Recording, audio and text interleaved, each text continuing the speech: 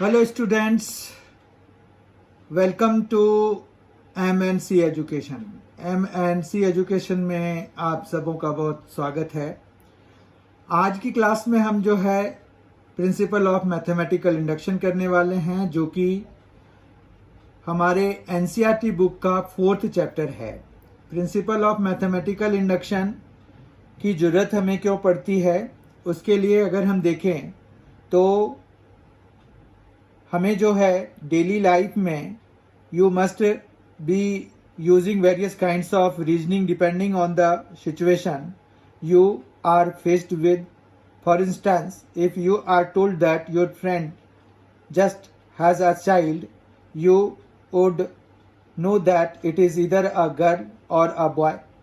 तो यहाँ पर जो है हम इंटरेस्टेड होते हैं ये जानने में कि वो लड़की है या लड़का है। In this case you would be applying general principles to a particular case. This form of reasoning is an example of deductive logic.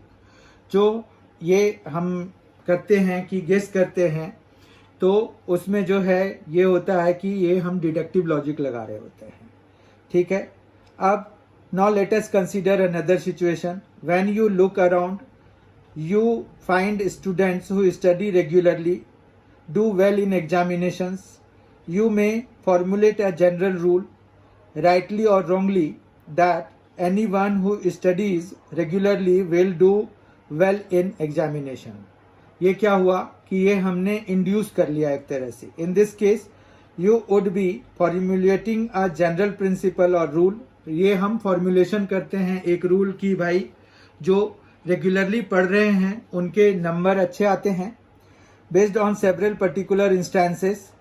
तो ये हम जो है देख के करते हैं कि भाई एक के बेसिस पर तो हम कंक्लूजन नहीं निकाल सकते, तो इसलिए हमें जो है वेरियस चीज़ें कंसिडर करनी पड़ती हैं। सच रीजनिंग इज इंडक्टिव। तो यही जो सच जो हम जिसको कि बेस्ड ऑन सम अदर, मतलब बहुत सारे चीज़ों को कंसिडर करके जो हम निकालते हैं, तो वो जो है रीजनिंग जो है वो इंडक्टिव है।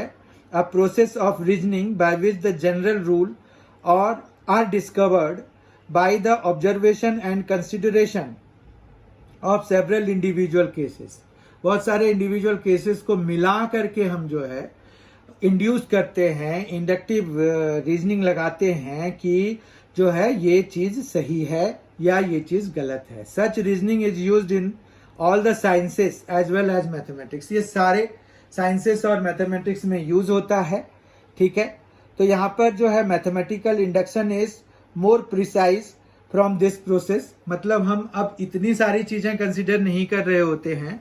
जो मैथमेटिकल इंडक्शन है वो थोड़ा प्रिसाइज होता है, मतलब टू द पॉइंट होता है। इसमें हमें ज्यादा चीजें कंसिडर करने की जरूरत नहीं होती है। ठीक है, तो यहाँ पर है this precision is required because a statement is accepted to be true mathematically only if it can be shown to be true for each and every case that it refers to. ठीक है, तो precision मतलब इसके correctness बहुत सही होने चाहिए, high precision वाले होने चाहिए। इट इज बिकॉज कि अगर ये किसी एक के लिए सही है, मान रखिए 2 के लिए सही है, 10 के लिए सही है, पर 11वें के लिए अगर गलत हो जाता है तो मैथमेटिकली उसको हम रॉन्ग ही कहेंगे ना। तो यहाँ पर जो है हम जब फॉर्मुलेशन करेंगे तो उसमें हाई प्रिसीजन की जरूरत होगी, इस चीज का भी हम ध्यान रखेंगे। ठीक है, तो अब हम सीधे सीधे ये आ जाते हैं कि हमें जो प्रिंसिपल ऑफ मैथमेटिकल इंडक्शन है उसमें हमारा क्या क्या प्रोसेस होता है। इसमें हमारे पास बेसिकली सब में 3 स्टेप्स फॉलो होंगे। स्टेप्स वाइज अगर हम देखेंगे तो स्टेप्स में पहला स्टेप जो है वो हो जाएगा कि आप सपोज कर लेते हो। यहाँ पर जिस चीज को भी आपको जो भी स्टेटमेंट दिया होगा उसको प्रूव करना होगा, तो आप let P n such that जो भी स्टेटमेंट होगा वो यहाँ पर आ जाएगा। ठीक है, ये आ गया। उसके बाद दूसरा काम ये है, स्टेप 2 में हम उसको वेरीफाई कर लेते हैं for n is equal to 1।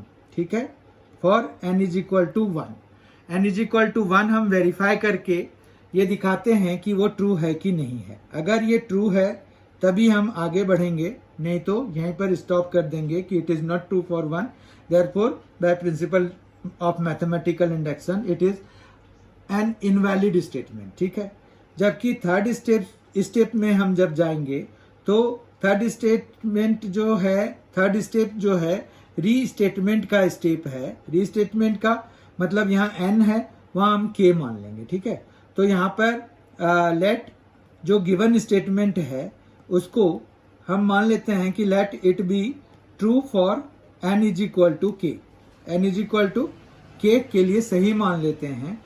और फिर हम जो है p n प्लस k को ट्रू दिखाते हैं, k प्लस 1 को ट्रू दिखाते हैं। मतलब p k के लिए हमने सही मान लिया और p k प्लस 1 को हमने दिखाया कि वो ट्रू है। अगर ये भी ट्रू हो जाता है तो चूंकि हमने p k को सही माना हुआ है और उसको हम यहाँ पर यूज करते हैं, तो इससे ये हो जाता है कि ये हर एक केस के लिए सही हो जाएगा, ठीक है। तो ये जो 3 स्टेप्स हैं हम उसको फॉलो करते हैं। यहाँ पर Pn हम एक स्टेटमेंट बना लेते हैं इज इक्वल टू 1 के लिए, उसको ट्रू, उसके ट्रूथनेस को मतलब उसके वैलिडिटी को चेक करते हैं और फिर थर्ड स्टेप में उसको k के लिए सही मानकर फिर k प्लस 1 के लिए ट्रू दिखाने का प्रयास करते हैं। अगर वो सही हो गया तो मतलब क्या है कि वो by principle of mathematical induction it is valid for all n belonging to natural number. यहाँ पर natural number plays an important role, ठीक है। अब जो है हमें देखना है कि क्वेश्चंस हमें किस किस तरह के पूछे जाते हैं। क्वेश्चंस हमें पूछे जाते हैं इसमें मेनली 3 तरह के, ठीक है। टाइप्स जो होंगे क्वेश्चंस के वो 3 तरह के होंगे। पहला जो होगा वो सीरीज बेस्ड होगा, ठीक है, सीरीज बेस्ड। दूसरा जो होगा वो इनइक्वालिटी बेस्ड, ठीक है। और तीसरा जो होगा वो होगा डिविजिबिलिटी वाला या मल्टीपल वाला। डिविजिबिलिटी कह लीजिए या फिर मल्टीपल वाला। तो कोई भी चीज अगर डिविजिबल है तो वो मल्टीपल भी तो होता है हमारे पास, तो डिविजिबिलिटी या मल्टीपल वाला हो गया, ठीक है। तो यहां पर हम जो है पहले सीरीज बेस्ड क्वेश्चन वाला देखते हैं। तो इसमें जो है सबसे बेस्ट वे है कि हम जो है कोई एग्जाम्पल लें और उसको हम वेरीफाई करा दें, मतलब उसको हम दिखा दें कि वो सही है, ठीक है। जैसे हम एक एग्जाम्पल लेते हैं यहाँ पर, एज एन एग्जाम्पल हम लेते हैं कि using PMI prove the following for all n belonging to n। Set of natural numbers के लिए हम कैपिटल N का यूज करते हैं। तो यहाँ पर उन्होंने ये दिया हुआ है कि ये स्टेटमेंट है 1/1 into 3 है ये, फिर है 1 प्लस 1/3 into 5, फिर है प्लस 1/5 into 7 प्लस फिर सो ऑन, और ये फिर 1/2n - 1 into 2n + 1 और इक्वल टू n/2n + 1 है। तो हम इसको प्रूव करने के लिए पहला काम करते हैं कि सपोजिशन, मतलब हम जो है जो स्टेप्स हैं उनमें से पहला स्टेप हम फॉलो करते हैं, वो लिखते हैं कि लेट Pn एक स्टेटमेंट है सच दैट, ये सच दैट का सिंबल हो गया, 1/1 into 3 plus 1/3 into 5 plus 1/5 into 7 plus so on plus 1/2n - 1 into 2n + 1 is equal to n/2n + 1, ठीक है। अब हम 1 के लिए वेरीफाई करेंगे। बहुत ध्यान से देखिए कि हम इसको n इज इक्वल टू 1 के लिए कैसे वेरीफाई करेंगे। अब चूंकि ये सीरीज बेस्ड क्वेश्चन है तो यहाँ पर n इज इक्वल टू 1 मतलब फर्स्ट टर्म को रिप्रेजेंट करेगा लेफ्ट हैंड साइड में, जबकि n की वैल्यू यहाँ पर 1 डालेंगे राइट हैंड साइड में, ठीक है। तो P1 के लिए जो स्टेटमेंट बनेगा वो लेफ्ट हैंड साइड में पहले फर्स्ट टर्म ही लेना है, मतलब 1/1 into 3, जबकि दूसरे साइड में मतलब राइट हैंड साइड में n की जगह पे 1 डालेंगे तो ये 2 into 1 + 1 हो जाएगा। अगर आप देखिए तो ये भी 1/3 है, 1 into 3, और ये भी 1/3 है, तो यानी कि क्या हो गया, विच इज ट्रू, ठीक है। तो विच इज ट्रू लिख देंगे हम। फिर हम सपोज करेंगे लेट इट बी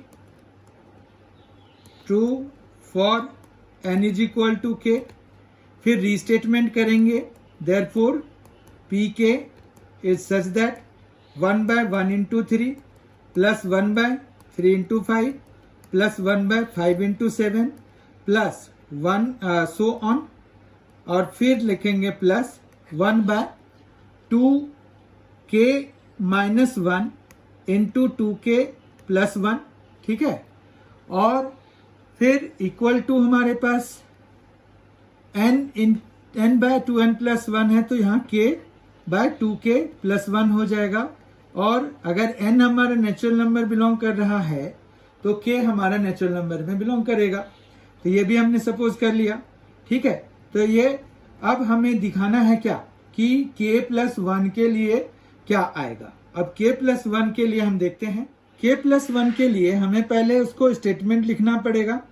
तो यहाँ पर p k प्लस 1 आएगा सच that 1/1 into 3 plus 1/3 into 5 plus 1/5 into 7 plus so on plus 1/2k minus 1 into 2k plus 1 हो जाएगा। फिर इसके फर्दर में क्या आएगा, यहाँ पर इसके बाद जो टर्म आएगा वो अगर हम 2k है तो k की जगह k प्लस 1 लिखेंगे तो हमें इसका नेक्स्ट टर्म मिलेगा। तो 2k प्लस 2 हो जाएगा माइनस 1, यानी कि 2k प्लस 1 ये बन जाएगा। जबकि इसमें जब हम k प्लस 1 डालेंगे तो 2k प्लस 3 आ जाएगा। इसका मतलब ये हो गया कि ये आ जाएगा 2k प्लस 1, आना भी चाहिए क्योंकि ये देखिए ये 5 है तो ये भी 5 है, ये 3 है तो ये भी 3 है। तो हमारे पास जो इसका लास्ट प्रीवियस वाले टर्म्स का जो लास्ट है वो इसका बिगनिंग है ना। और यहाँ पर फिर इसके नेक्स्ट वाला मतलब इससे 2 ज्यादा तो ये 3 वाला आ जाएगा हमारे पास। तो ये आ गया। तो अब जो है हम राइट हैंड साइड पे नहीं जाके यहाँ पर क्या करते हैं कि यहाँ से यहाँ तक जो पीके के लिए हमारे पास स्टेटमेंट है जो कि k/2k प्लस 1 है ना हमारे पास, वो यूज कर लिया इसके लिए। और plus 1/2k plus 1 into 2k plus 3 तो हमारा वो आया है, ठीक है।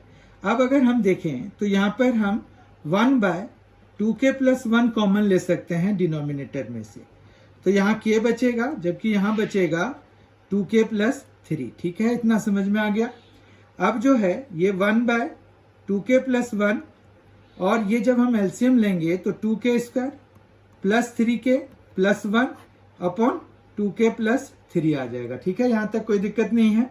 अब जो है ये आ गया 1/2k प्लस 1 इंटू यहाँ पर स्प्लिटिंग द मिडिल टर्म कराना पड़ेगा। तो 2k square plus 2k plus k plus 1 upon 2k plus 3 हो जाएगा। फिर ये आ जाएगा 1/2k प्लस 1 इंटू यहाँ पर 2k कॉमन ले लेंगे पहले 2 से तो ये k प्लस 1 बचेगा, जबकि इन दोनों में 1 कॉमन लेने के बाद k प्लस 1 बचेगा और अपॉन में 2k प्लस 3 तो है ही हमारे पास, ठीक है। तो इस तरह से हमारा जो न्यूमरेटर है वो बन गया है k प्लस 1 और 2k प्लस 1, ठीक है। जबकि डिनोमिनेटर हमारा क्या है 2k प्लस 1 और इनटू में 2k प्लस 3, ठीक है। तो 2k प्लस 1 से ये 2k प्लस 1 कैंसिल हो जाएगा। तो हमें जो बचेगा वो क्या बचेगा, वो बचेगा k प्लस 1 न्यूमरेटर में और डिनोमिनेटर में 2k प्लस 3, जिसको कि हम न्यूमरेटर तो इज ओके k प्लस 1 लिख देंगे। इसको हम क्या लिख सकते हैं 2 ब्रैकेट में k प्लस 1, ये कितना आ गया 2k प्लस 2 आ गया यानी कि प्लस 1। तो ये देखिए आपका n/2n प्लस 1 के जैसा हो गया। तो यहां पर हम फिर लिखेंगे which is true for n is equal to k plus 1, ठीक है। Whenever pk is true, ये क्यों लिखेंगे, क्योंकि आपने pk वाला स्टेटमेंट यूज किया। तो जब तक ये pk ट्रू नहीं होगा तब तक pk प्लस 1 ट्रू होके भी कुछ नहीं कर पाएगा। तो यहाँ पर हमने ये लिखा कि विच इज ट्रू मतलब pk plus 1 is true whenever pk is true, फिर हम लिखेंगे hence by PMI it is true for all n belonging to the set of natural numbers. तो ये PMI का फर्स्ट वाला जो सीरीज बेस्ड क्वेश्चन है वो अभी हमने कर लिया। अभी हम लेते हैं अब एक एग्जांपल जिसमें कि इनइक्वालिटी बेस्ड क्वेश्चन होंगे हमारे पास। इनइक्वालिटी बेस्ड क्वेश्चन में हमें ये है कि prove that 2 power n greater than n for every natural number n। ये हमें प्रूव करना है, ठीक है। तो ऑब्वियस है कि हम जो है जो भी PMI के रूल्स हैं वही लगाएंगे। तो यहाँ पर लेट Pn हम कर लेते हैं such that 2 power n is greater than n, ठीक है। फिर हम यहाँ पर क्या करेंगे for n is equal to 1, तो ये आ जाएगा P1 such that 2 power 1 is greater than 1, that means 2 is greater than 1, that means यहाँ पर क्या हो गया विच इज ट्रू, ठीक है, कोई दिक्कत नहीं है, विच इज ट्रू। फिर नेक्स्ट स्टेप में क्या, let it be true for n is equal to k, therefore यहाँ रीस्टेटमेंट करते हैं pk is such that 2 power k is greater than k, यही आएगा। अब अगर आप देखिए कि नाउ फॉर यहाँ पर k जो है वो नेचुरल नंबर सपोज कर लेंगे क्योंकि हमने k जो है नेचुरल नंबर की जगह पर रखा है। अब जो है now for n is equal to k plus 1, अब n is equal to k plus 1 के लिए क्या आ जाएगा p k plus 1 will be such that 2 power k plus 1 हो जाएगा। अब 2 पावर k प्लस 1 की बात करें अगर तो वो जो है क्या आएगा is equal to 2 power k into 2 हो जाएगा। 2 पावर k इंटू 2 है तो यानी कि इसको हम क्या लिख सकते हैं 2 पावर k और प्लस 2 पावर k लिख सकते हैं, ठीक है ना। अब 2 power k plus 2 power k जो हमने लिखा तो इसका ये मतलब हो गया कि ये जो है 2 पावर k प्लस 1 ये ग्रेटर देन 2 पावर k हो जाएगा।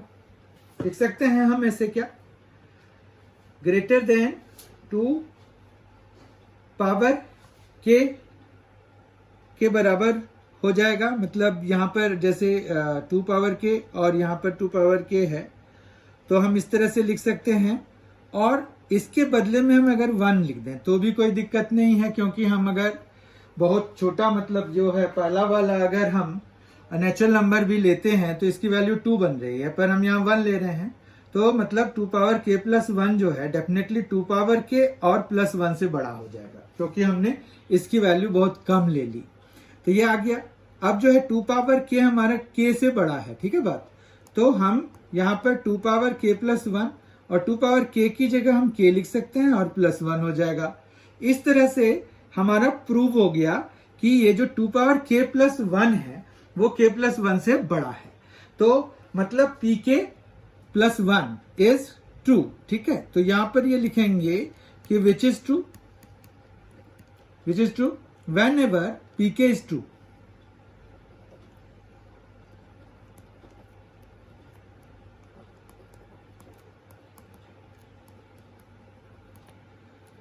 Hence by PMI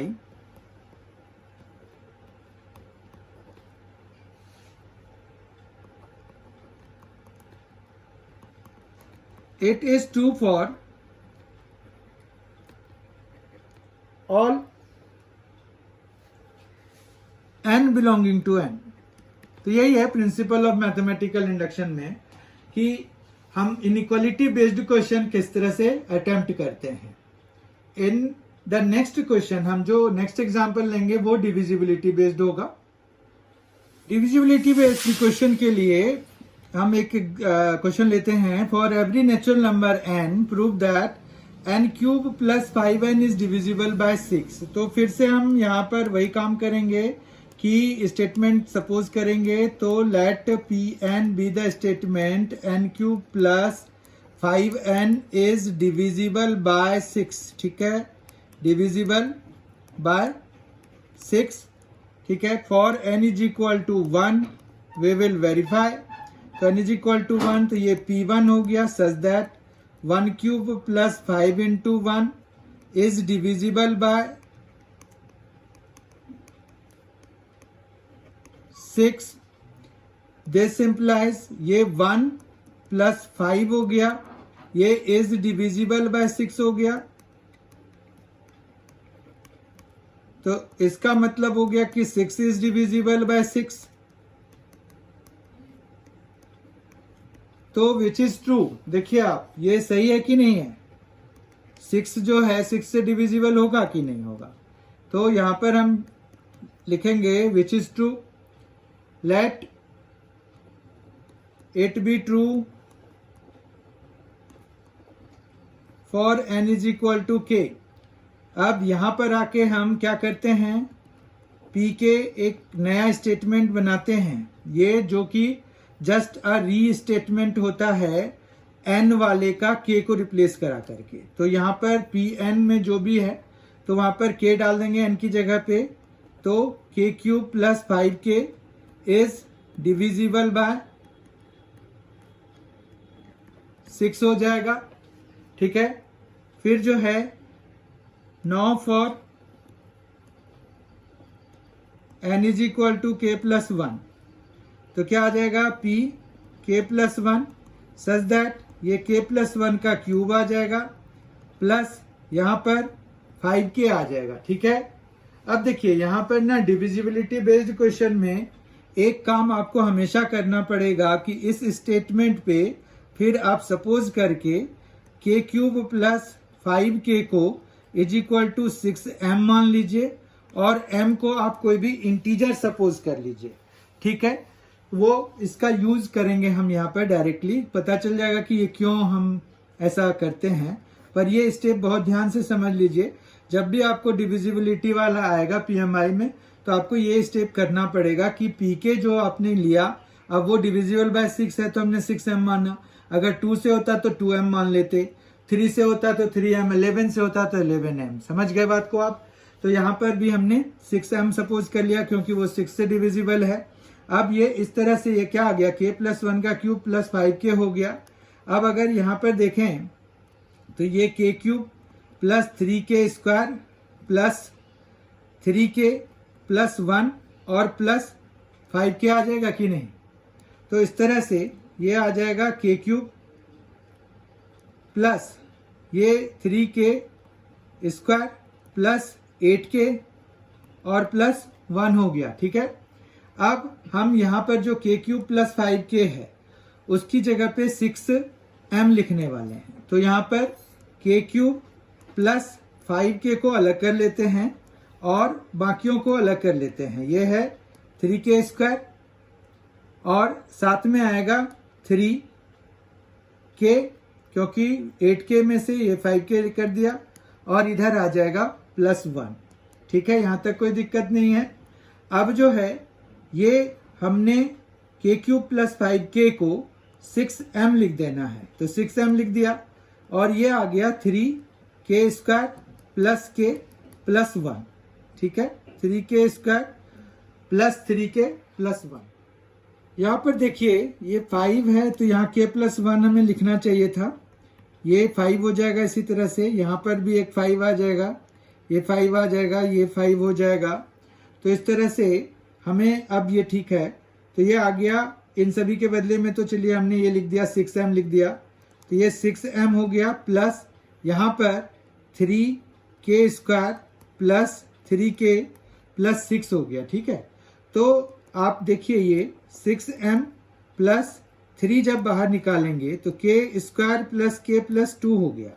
अब ये जो है ना ये हमेशा 2 से डिविजिबल होगा, ये मतलब कम से कम 2 से तो डिविजिबल होगा ही होगा।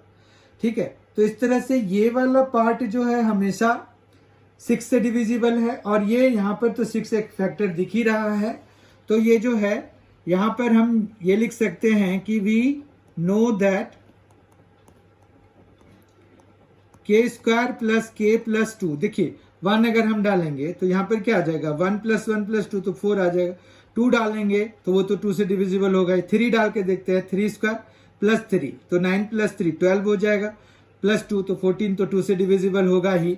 यहाँ पर अगर हम 4 डालेंगे तो 2 से डिविजिबल होगा ही। कोई भी इवन अगर डालेंगे तब तो कोई टेंशन ही नहीं है, वो 2 से डिविजिबल होना ही है। आप जैसे 5 डालेंगे तो 25 प्लस 5 प्लस 2 तो 32 हो रहा है, तो 2 से डिविजिबल हो जाएगा।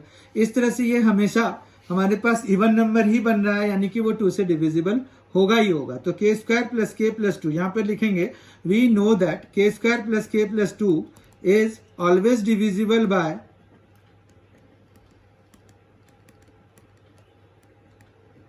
2।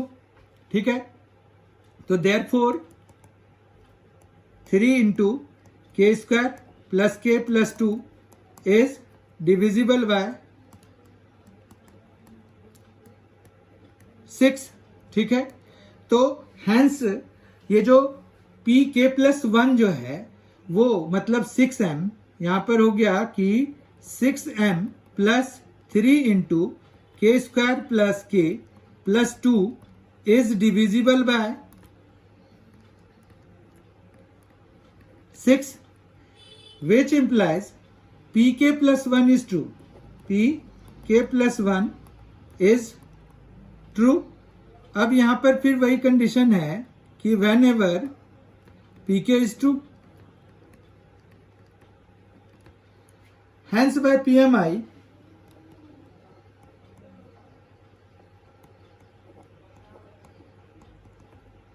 it is true for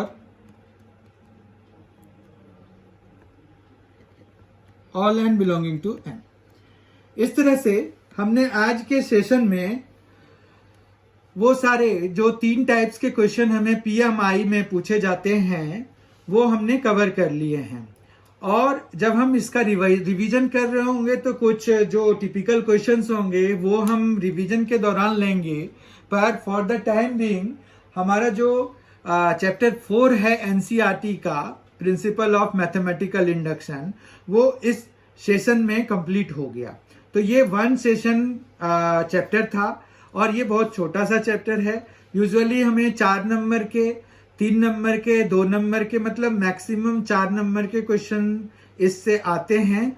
और कुछ स्कूल्स में कई बारी अगर उनको मन हो जाता है तो वो तो 6 नंबर का भी दे सकते हैं, पर यूजुअली यही है in the range of 1 to 4, mostly यही होता है, विद सम एक्सेप्शंस देयर।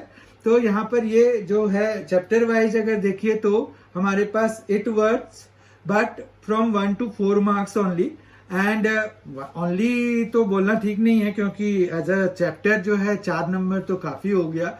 और 4 नंबर के हिसाब से ये चैप्टर जो है ठीक साइज का दिया हुआ है, तो मतलब साइज के हिसाब से इसके मार्क्स भी हैं। तो इसलिए ये मतलब ये चैप्टर जो है अपने वेटेज को भी जस्टिफाई करता है। ऐसा नहीं है कि ये एक्सेस वेटेज हो गया या कुछ मतलब कम वेटेज वाला हो गया। तो इस तरह से हमने आज जो है एक चैप्टर पूरा कर लिया, पीएमआई जो चैप्टर 4 है एनसीईआरटी का। I hope you have enjoyed this session. आपको तीनों तरह के जो तीनों टाइप्स के क्वेश्चंस इसमें पूछे जाते हैं वो सारे आपके क्लियर हो गए होंगे। पीएमआई क्या होता है, उसमें हमारे क्या क्या स्टेप्स फॉलो किए जाते हैं वो भी आपको पता चल गया होगा। तो इस तरह से बहुत ही फ्रूटफुल ये सेशन रहा होगा आपके लिए, आपको सारी चीजें समझ में आ गई होगी।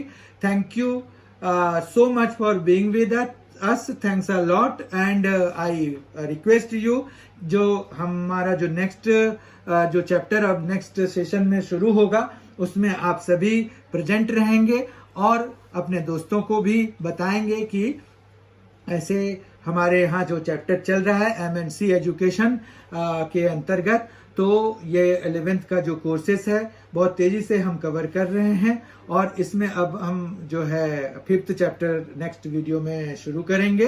तो till then bye bye, thank you so much for being with us, thanks a lot.